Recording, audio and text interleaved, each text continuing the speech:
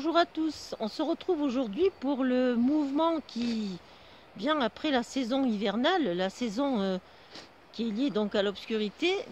On va passer à la saison où on va monter dans la lumière.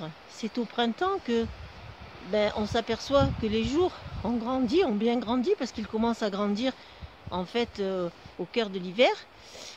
Et cette saison-là est liée donc au mouvement, à la couleur verte, à l'élévation en fait. Au niveau de la nature, c'est la sève qui remonte dans les végétaux et dans les arbres pour lui permettre de s'élever. Au même titre que nous, toujours en analogie de l'homme et de la nature, c'est la période de l'adolescence.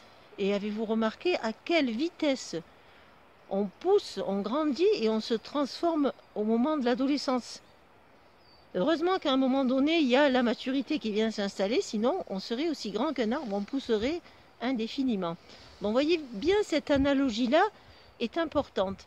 Donc, ce bois, c'est le mouvement, c'est le vent qui va permettre d'avancer, qui va permettre aussi de faire circuler, en fonction de son intensité, qui pourra être aussi nuisible.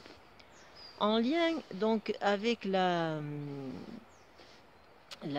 avec l'être humain, on va avoir les organes qui vont correspondre donc au niveau du foie et au niveau de la vésicule biliaire. Donc la couleur, c'est la couleur verte, la couleur vraiment du printemps, hein, le symbole des arbres que vous avez derrière au niveau de la forêt.